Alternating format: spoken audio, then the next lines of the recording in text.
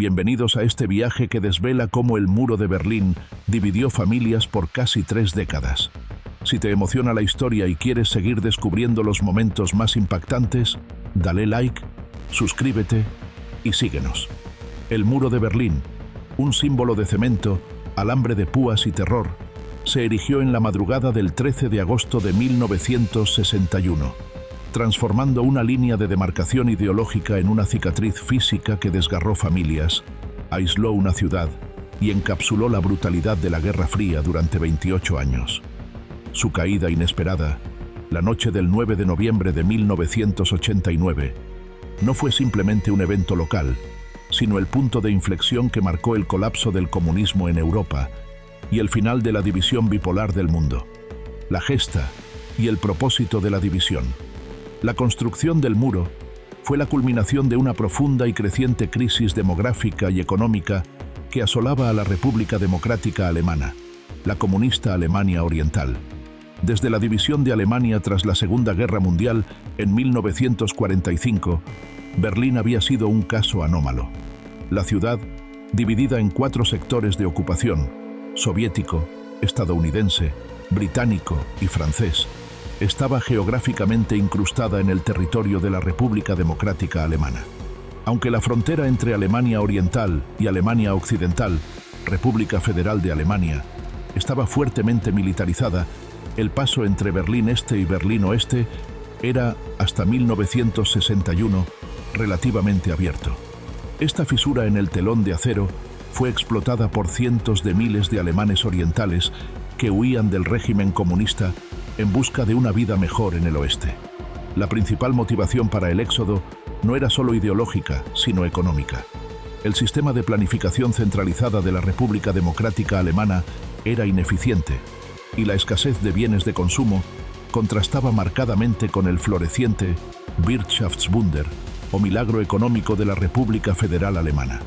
La fuga era especialmente grave entre profesionales cualificados, médicos, ingenieros y trabajadores jóvenes, lo que representaba un drenaje constante de la mano de obra vital para la supervivencia económica del Estado comunista.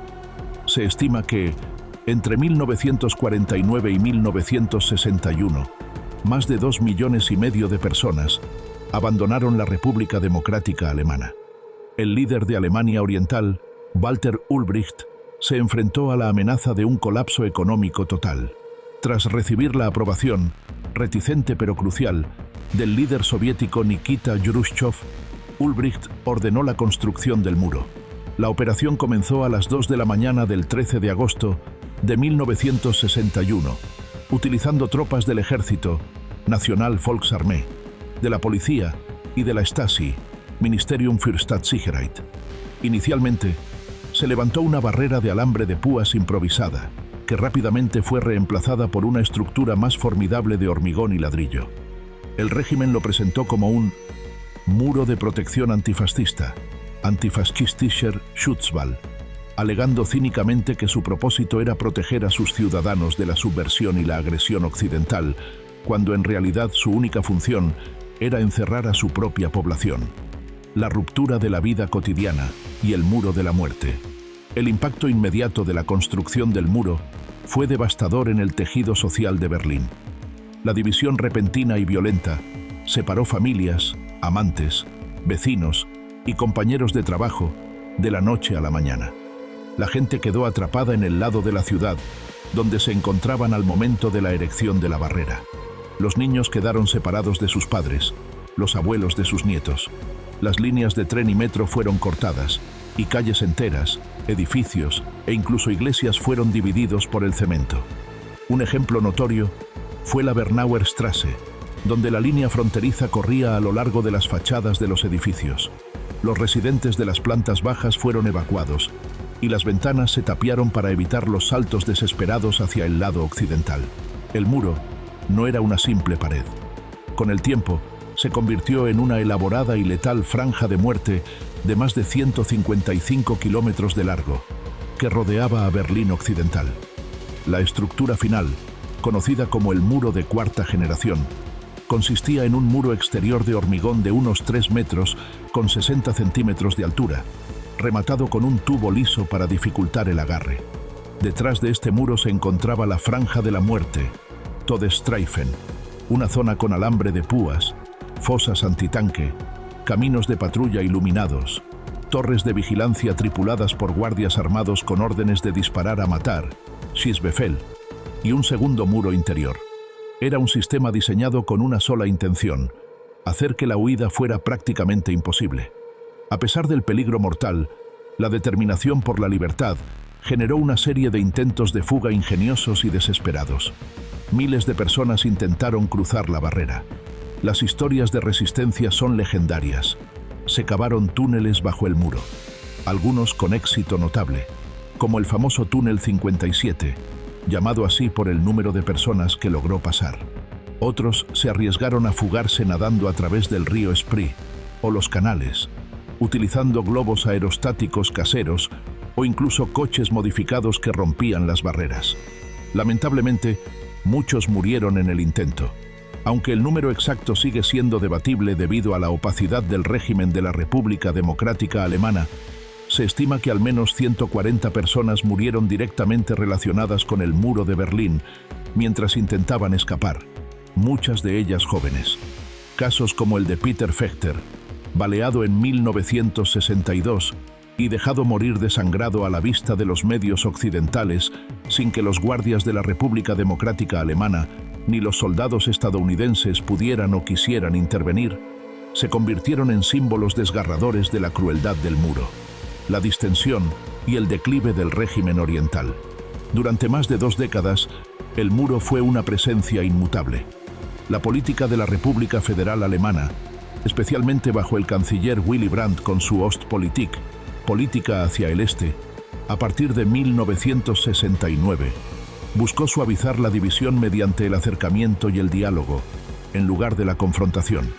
Esta política llevó a una serie de acuerdos que, si bien reconocían la existencia de la República Democrática Alemana, también facilitaron ciertas visitas familiares limitadas para los ciudadanos de Berlín Occidental a sus parientes en el este, un pequeño alivio para el dolor de las familias divididas. La tensión aumenta mientras se revelan los secretos de la caída. Si quieres seguir con nosotros y conocer cada detalle que cambió el mundo, dale like, suscríbete y síguenos. Sin embargo, el régimen de la República Democrática Alemana, bajo el liderazgo de Erich Honecker a partir de 1971, continuó con su represión. La Stasi operaba un vasto sistema de vigilancia interna y control social, utilizando a cientos de miles de informantes no oficiales, Inoffizielle, Mitarbeiter, para monitorear y silenciar cualquier disidencia. La vida en el este se caracterizaba por la escasez, la censura y la ausencia de libertades fundamentales, un contraste cada vez más evidente con la prosperidad y la apertura de Alemania Occidental. A finales de la década de 1980, la situación económica de la República Democrática Alemana se volvió insostenible. El país estaba fuertemente endeudado y el descontento social crecía. El cambio clave se produjo con la llegada de Mikhail Gorbachov al poder en la Unión Soviética a mediados de los 1980, quien impulsó políticas de apertura, glasnost, y reestructuración económica, perestroika. Gorbachov dejó claro que la Unión Soviética ya no intervendría militarmente para apoyar a los regímenes comunistas en Europa del Este, marcando el fin de la doctrina Brezhnev, que justificaba la intervención para mantener el comunismo. Esta nueva postura soviética envalentonó a los movimientos de protesta en toda la Europa del Este. En Polonia y Hungría, los regímenes comunistas comenzaron a desmoronarse. El punto de inflexión inmediato para la República Democrática Alemana se produjo en el verano de 1989, cuando Hungría tomó la decisión simbólica de abrir su frontera con Austria. De repente, miles de alemanes orientales, que oficialmente estaban de vacaciones en Hungría, vieron una oportunidad para eludir el muro de Berlín y la frontera interalemana, viajando a través de Checoslovaquia y Hungría hacia Austria, y de allí a la República Federal Alemana. Este éxodo masivo, que vació consulados y creó una crisis de refugiados, demostró al mundo y al propio régimen de la República Democrática Alemana que el sistema había perdido toda legitimidad. A medida que el éxodo y las protestas internas crecían, particularmente las manifestaciones de los lunes en ciudades como Leipzig, el régimen de la República Democrática Alemana se vio obligado a actuar. El 9 de noviembre de 1989, el Politburó se reunió para discutir una nueva regulación de viaje que permitiría a los ciudadanos solicitar viajes al extranjero sin necesidad de cumplir las condiciones draconianas previas. La idea era descomprimir la situación permitiendo el viaje, pero manteniendo cierto control. El anuncio de esta nueva normativa se dejó en manos de Günter Schabowski, el líder del partido en Berlín Oriental y uno de los portavoces del Politburó. Schabowski, que no había estado presente en las deliberaciones completas y que no había sido completamente instruido sobre cómo comunicar la nueva norma, convocó una conferencia de prensa a las 10 para las 7 de la noche de ese día. La historia cambió con una pregunta. Hacia el final de la conferencia, un periodista italiano, Riccardo Herrmann, preguntó cuándo entrarían en vigor las nuevas regulaciones de viaje. Schabowski, visiblemente confundido y sin los documentos en mano, balbuceó: «Por lo que yo sé, entra en vigor de inmediato, sin demora. Das tritt nach meiner Kenntnis, ist das sofort, unverzüglich». Esta declaración, mal informada y prematura, fue transmitida en vivo por televisión y radio a toda la República Democrática Alemana y a Berlín Occidental. Los medios occidentales lo tomaron inmediatamente como la noticia del día. El muro está abierto.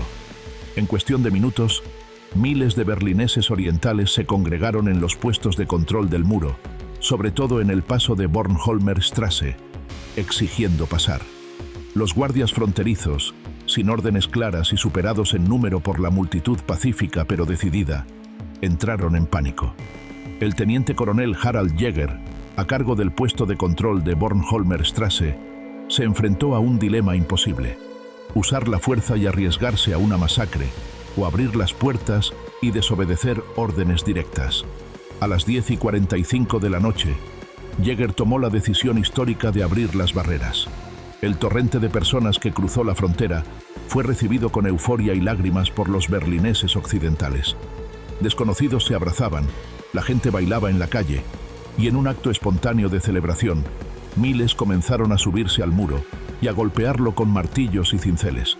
El muro de Berlín había caído, no por un asalto militar, sino por la fuerza de la voluntad popular y un error burocrático transmitido por televisión. El legado de la unidad y los desafíos persistentes. La caída del muro fue el preludio de la reunificación alemana, que se formalizó menos de un año después, el 3 de octubre de 1990. El evento transformó el panorama europeo, simbolizando la victoria de la democracia y el fin de la Guerra Fría. La República Federal de Alemania absorbió formalmente a la República Democrática Alemana, creando una Alemania unificada que rápidamente se consolidó como la principal potencia económica de Europa. Sin embargo, el legado del muro y de la división de 28 años persiste. La reunificación trajo consigo enormes desafíos económicos y sociales. Las diferencias en la infraestructura, la productividad y la mentalidad entre el este y el oeste eran profundas. A pesar de las gigantescas transferencias de fondos del oeste para reconstruir el este, la brecha económica persiste hasta el día de hoy, con un desempleo históricamente más alto y una menor riqueza per cápita en los territorios de la antigua República Democrática Alemana. Gracias por acompañarnos hasta el final de este relato histórico. No olvides darle like, suscribirte y síguenos para seguir explorando historias.